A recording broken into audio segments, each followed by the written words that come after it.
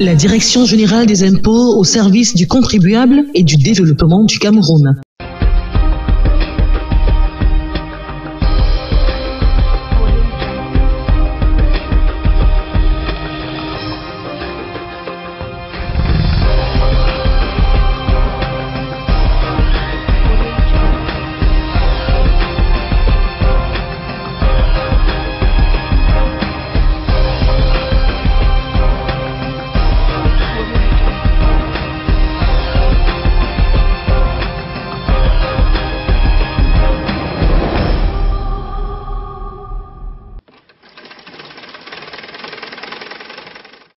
L'administration fiscale occupe une place importante dans les finances publiques camerounaises parce que c'est l'administration qui est en avant-poste dans le processus de mobilisation des recettes propres de l'État.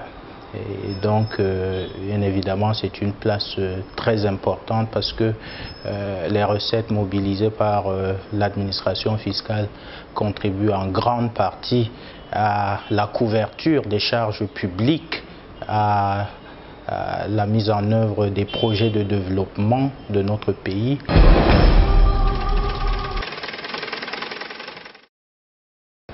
Ce que nous avons fait au niveau de l'administration fiscale depuis quelque temps, c'est de mettre en place une espèce d'échelle des priorités. Par où doit-on commencer pour atteindre les objectifs qui nous sont fixés par les autorités, à savoir la mobilisation optimale des ressources. Nous avons pensé que dans un premier temps, il fallait s'attarder sur les réformes d'administration de l'impôt.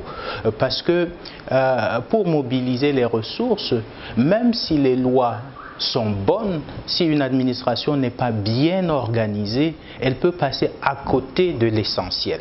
Donc nous avons pensé qu'il fallait commencer par les réformes d'administration de l'impôt. Et la première réforme par laquelle nous avons commencé, à la fin de l'exercice 2013, c'était une réforme de réorganisation de nos services opérationnels, c'est-à-dire les services en charge de la collecte quotidienne des impôts et taxes. Nous avons réformé notre direction des grandes entreprises qui, soit dit en passant, est la structure majeure de mobilisation des ressources au sein de l'administration fiscale. Nous aurons au milieu des structures de gestion des moyennes entreprises, les centres des impôts des moyennes entreprises, et qui vont préparer la création des nouvelles grandes entreprises et sur lesquelles nous allons nous appuyer pour asseoir et conforter l'exercice de mobilisation des ressources. Et puis, bien évidemment, les petites entreprises et les petits contribuables au sein des centres divisionnaires des impôts qui vont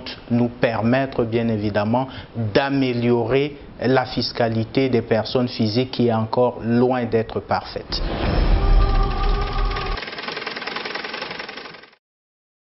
C'est un point très important que je voudrais souligner parce que, comme vous le savez, nous vivons dans un univers de compétition. Nous sommes dans une économie globalisée, une économie mondialisée. Et donc, nos entreprises sont en compétition avec des entreprises d'autres États. Et il nous appartient, pour renforcer la compétitivité de nos entreprises, de leur donner les moyens d'assumer leurs obligations fiscales déclaratives et de paiement sans peine. C'est pour cela que nous avons, à titre d'exemple, mis en place au niveau de la direction des grandes entreprises un système de télédéclaration des impôts et taxes et de paiement par virement bancaire. Vous savez, la direction des grandes entreprises est située à Yaoundé, alors que l'essentiel des entreprises se trouve dans la capitale économique à Douala ou ailleurs dans le sud-ouest, l'ouest du Cameroun. Et jusque-là, ce qui se passait, c'est qu'une entreprise devait, à chaque échéance de déclaration de ses impôts et taxes, se déplacer à Yaoundé pour accomplir cette obligation.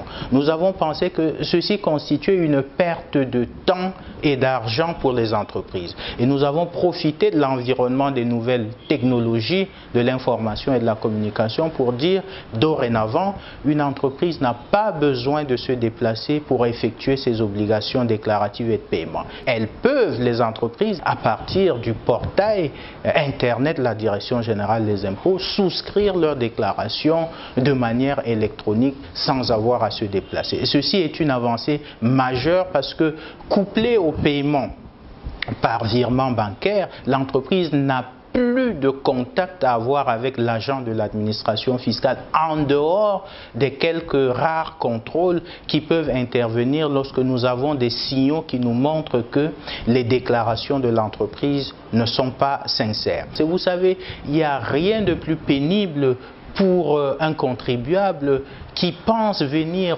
verser de l'argent dans les caisses de l'État, d'avoir à s'aligner, d'avoir à subir de longues files d'attente.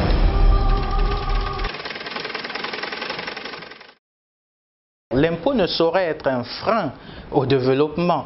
Vous savez, c'est quoi l'impôt? C'est une contribution qui est requise des personnes privées pour pouvoir couvrir les charges que justement ces personnes privées ne peuvent pas couvrir dans leur individualité. Il faut qu'à un moment donné, il y ait une ponction sur les ressources individuelles, les personnes physiques, les entreprises, et qu'on constitue une cagnotte qui nous permette de couvrir les charges publiques. C'est quoi les charges publiques? Les charges publiques, ce sont d'abord les charges de sécurité, et dans notre contexte actuel, vous en comprenez l'importance, il faut que nous ayons des moyens pour assurer la sécurité de notre pays. Il y a ensuite les charges de développement économique pur, la création des infrastructures. Il faut bien sûr mobiliser les ressources pour donner aux autorités les moyens de construire ce réseau infrastructurel dont on a grand besoin.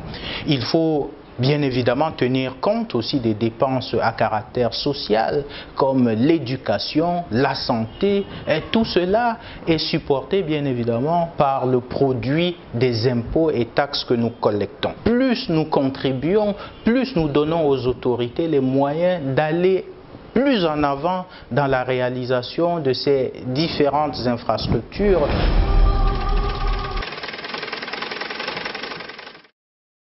Lorsqu'on joue à cache-cache avec l'administration fiscale, on n'est pas forcément gagnant.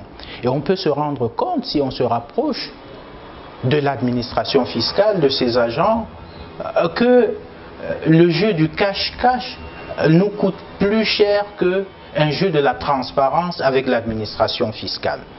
Les impôts et taxes à payer sont déterminés dans le Code général des impôts. Et à chaque catégorie de contribuables correspond une contribution qui tienne justement compte de sa taille et de ses capacités contributives. On ne peut pas demander aux petits commerçants, comme vous le dites, du marché central, de payer la même chose, les mêmes montants que le grand contribuable qui relève la direction des grandes entreprises.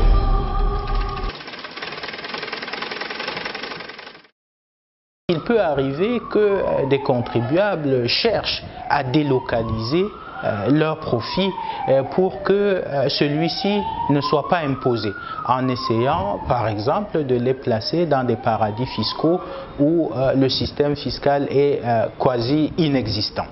Et pour lutter contre ce phénomène, les États se donnent la main et se réunissent dans le cadre de différents forats ou de conventions comme celle de l'OCDE pour barrer la route à la fraude et à l'évasion fiscale. Concrètement, il s'agit pour ce qui est de l'OCDE aujourd'hui d'une convention multilatérale qui regroupe déjà une soixantaine d'États qui s'entendent à s'échanger, à échanger les informations de nature fiscale, les informations à but fiscal pour permettre de mieux appréhender la matière imposable quel que soit le lieu de situation du contribuable.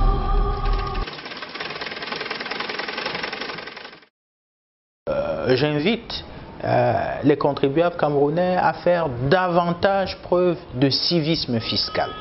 Le civisme fiscal est le maître mot lorsqu'on est dans une relation avec l'administration fiscale. Quand on est un contribuable qui respecte ses obligations déclaratives et de paiement, jamais on est en difficulté avec l'administration fiscale. Et si on a des difficultés avec l'administration fiscale, il y a des outils qui sont mis en place pour restaurer l'équilibre qui aurait été brisé du fait d'un certain nombre de dysfonctionnements. Donc, pour résumer, il faudrait que les contribuables nous fassent confiance et fassent preuve de civisme fiscal. Et de notre côté, nous travaillons à leur faciliter l'accomplissement de leurs obligations déclaratives et de paiement. Nous travaillons à l'amélioration de notre système fiscal, de la structure de taxation de nos contribuables. Et nous pensons que les efforts que nous sommes en train de faire aujourd'hui vont certainement aboutir à très brève échéance à un système fiscal qui satisfasse toutes les parties prenantes et qui contribue résolument et davantage au développement de notre pays.